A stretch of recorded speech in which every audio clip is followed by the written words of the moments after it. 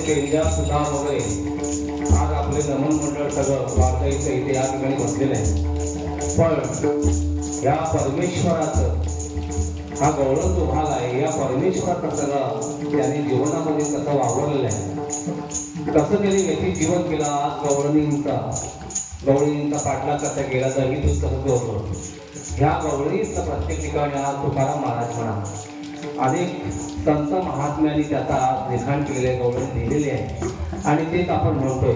आज त्या प्रत्यक्ष परमेश्वरासमोर म्हणतोय, त्यांच्या कला आज आपण त्यांच्या समोर मांडतोय.